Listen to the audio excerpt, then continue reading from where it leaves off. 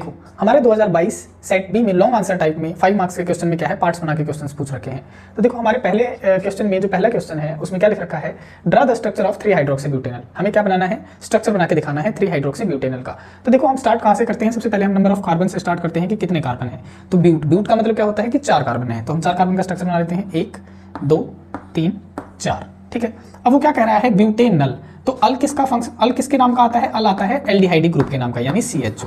ठीक है, तो यानी क्या है, एक कार्बन क्या है, CHO ग्रुप है। तो यहाँ पे हम बना लेते हैं CHO यानी C डबल बॉन्ड OH। ठीक है, बाकी क्या है, बाकी मतलब क्या है, एन। क्या कह रहा है, एन। एन का मतलब होता है कार्बन कार्बन के बीच में सिंगल बॉन्ड प्रेजेंट है, तो हमने सिंगल बॉन्ड बना लिए। अब क्या कह रहा है, 3 हाइड्रोक्सी यानी 3 नंबर पे क्या है, हाइड्रोक्सी ग्रुप प्रेजेंट है। तो देखो नंबरिंग हम कहाँ से करते हैं, एल्डिहाइडी ग्रुप से हम नंबरिंग करते हैं। तो देखो 1 2 3 पे क्या है, हाइड्रोक्सी ग्रुप, तो मैंने OH ग्रुप यहाँ पे लगा दिया।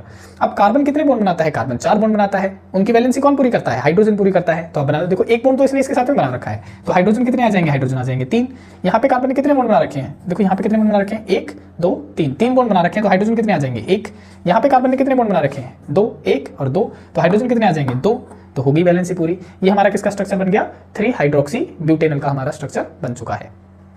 अब हम नेक्स्ट क्वेश्चन कर लेते हैं। तो देखो इसी के पार्ट का जो बी पार्ट है उसमें पूछ रखा है, कैनिज़ारो रिएक्शन के बारे में पूछ रखा है। ठीक है, कैनिज़ारो रिएक्शन हमने प्रीवियस ईयर क्वेश्चन में भी डिस्कस करवा दी थी, 2023 में भी डिस्कस करवाई थी, 2024 में भी डिस्कस करवाई थी। अगर आपने हमारे प्रीवियस क्वेश्चन पेपर के जो मतलब कंप्लीट सॉल्यूशन वो नहीं देखे हैं तो आप प्लेलिस्ट में जाके देख सकते हैं।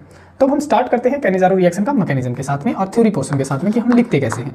तो देखो क्या लिखेंगे आप, जो कैनिज़ारो रिएक्शन होती है वो केवल एल्डिहाइडी ग्रुप शो कर सकते हैं जिनके पास में कोई भी अल्फा हाइड्रोजन नहीं होता। और ये रिएक्शन किसके साथ में चलती है, ये चलती है कंसंट्रेटेड NaOH के साथ में रिएक्शन फॉलो की जाती है। तो आप किस तरीके से लिखेंगे, आप लिखेंगे द एल्डिहाइड ओनली, क्योंकि एल्डिहाइड ही रिएक्शन शो करते हैं, the aldehyde only having no alpha H atom, having no alpha H atom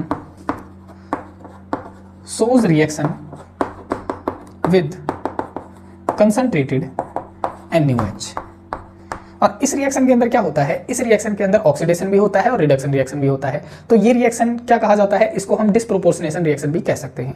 disproportionation reaction क्या होती है, ऐसी रिएक्शन जिसके अंदर ऑक्सीडेशन भी हो रहा होता है एक ही एलिमेंट का और रिडक्शन भी हो रहा होता है। तो आप लिख सकते हैं कि this reaction involves the oxidation as well as reduction. Bracket में आप लिख भी सकते हैं कि इसे हम कह सकते हैं डिस्प्रोपोर्शनेशन रिएक्शन, डिस्प्रोपोर्शनेशन रिएक्शन। तो देखो अब हम इसका मैकेनिज्म पढ़ते हैं कि आखिर मैकेनिज्म कैसे चलता है इस रिएक्शन का। तो सबसे पहले हमें एल्डिहाइड लेने पड़ेंगे जिनके पास में कोई भी अल्फा H एटम नहीं होता है। तो देखो alpha H atom C double bond OH, देखो यहाँ पे कार्बोनिल ग्रुप के आजू बाजू कोई भी कार्बन एटम नहीं है, तो कोई भी कार्बन एटम नहीं है तो कोई भी अल्फा कार्बन नहीं है, और अल्फा कार्बन नहीं है तो कोई भी अल्फा हाइड्रोजन नहीं है। तो यहाँ पे ये हो गया एक। तो दूसरा क्या होता है फिर, सबसे पहले कंसंट्रेटेड NaOH इसके ऊपर अटैक करता है। ठीक है, इसके ऊपर पॉजिटिव चार्ज होता है, इसके ऊपर नेगेटिव चार्ज होता है। फिर क्या होता है, इसके पास में lone pair of electron present होते हैं। यहाँ से ये वाला जो ऑक्सीजन होता है ये अपने इलेक्ट्रॉन यहाँ पे शिफ्ट करवाता है, जिसके कारण यहाँ पे क्या आ जाता है, नेगेटिव चार्ज आ जाता है, और यहाँ पे क्या होता है, पॉजिटिव चार्ज होता है। अब इस पॉजिटिव चार्ज के ऊपर कौन अटैक करता है, ये जो नेगेटिव चार्ज वाला OH ग्रुप है वो इसके ऊपर अटैक कर देता है।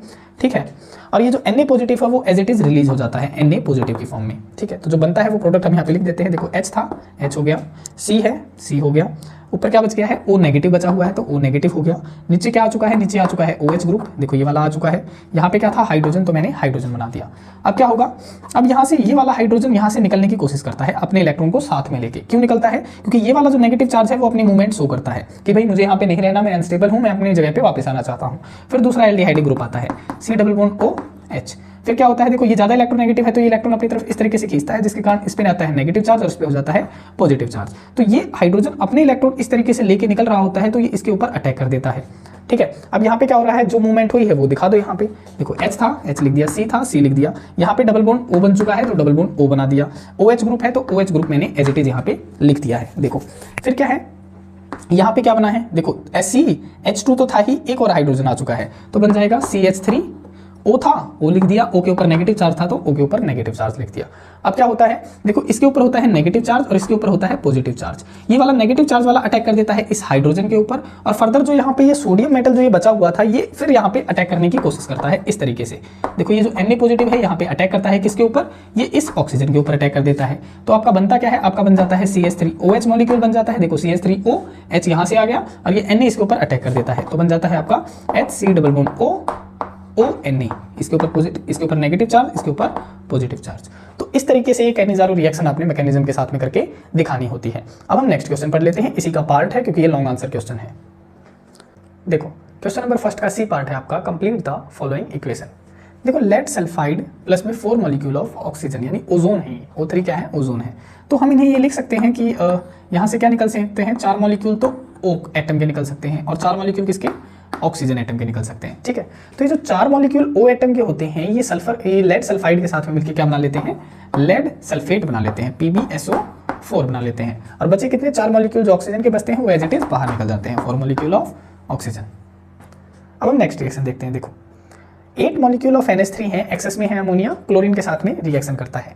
तो यहाँ पे अमोनिया क्या करता है, अमोनिया एक्सप्लोसिवली इसके साथ में रिएक्शन करता है। तो इसके जो लोन पेयर ऑफ इलेक्ट्रॉन होते हैं वो क्लोरीन के साथ में रिएक्शन करते हैं। जैसे एक सिंपल सी रिएक्शन अगर मैं बताऊँ आपको, तो NH3 है आपके पास में, ठीक है, इसके पास में है लोन पेयर ऑफ इलेक्ट्रॉन, और अगर इसके पास में क्लोराइड पॉजिटिव आयन आ जाता है तो ये लोन पेयर ऑफ इलेक्ट्रॉन इसके साथ में अटैक करके क्या करता है, NH4Cl बना लेता है। ठीक है, इसके ऊपर पॉजिटिव चार्ज, इसके ऊपर नेगेटिव चार्ज। ठीक है, इसे बोलते हैं हम क्वाटरनरी अमोनियम साल्ट। ठीक है, तो इनमें क्या होगा, इनमें इसी तरीके की रिएक्शन चलती है। तो यहाँ पे 8 अमोनिया होते हैं, 8 अमोनिया में से देखो कुछ ना कुछ तो नाइट्रोजन गैस भी निकलती है, तो नाइट्रोजन गैस निकल जाती है, प्लस में बचते कितने, देखो 8 थे नाइट्रोजन, 2 निकल चुके हैं, अब बचे हैं 6। तो 6 मॉलिक्यूल क्या करते हैं, NH4Cl बना देते हैं। अब देखो ये रिएक्शन भी बैलेंस हो चुकी होगी। देखो नाइट्रोजन कितने हैं, 8 हैं, 2 यहाँ पे हैं, 6 यहाँ पे हो गए, 8 हो गए। हाइड्रोजन देखो आमसोल 8 दिया, 24 है, तो 6 चौका 24 हाइड्रोजन हो गए। क्लोरीन कितने हैं, 6 हैं, तो 6 ही क्लोरीन हो गई। यहाँ पे हमारी रिएक्शन बैलेंस हो गई। अब हम थर्ड रिएक्शन देख लेते हैं। देखो हमारी थर्ड रिएक्शन है, जिंक की रिएक्शन हम करवा रहे हैं नाइट्रिक एसिड के साथ में। तो जब नाइट्रिक एसिड के साथ में जिंक रिएक्ट करता है तो क्या बना लेता है, जिंक नाइट्रेट बना लेता है। तो बना दो जिंक नाइट्रेट, NO3 का ट्वाइस। ठीक है, प्लस में अब देखो जब भी किसी रिएक्शन के अंदर एसिड डाला जाता है, ये क्या हमारा एसिड है, नाइट्रिक एसिड है, तो वाटर मॉलिक्यूल तो एग्जिट करता ही करता है, तो water molecule as a side product exit करता है। अब यहाँ पे 2 मॉलिक्यूल नाइट्रोजन के भी बचे हुए हैं, तो यहाँ पे एक नाइट्रस ऑक्साइड गैस भी बाहर निकल जाती है, N2O। तो इस तरीके से हमारी ये रिएक्शन चलती है। आज के लिए इतना ही, मिलते हैं हम अपने नेक्स्ट वीडियो में। धन्यवाद।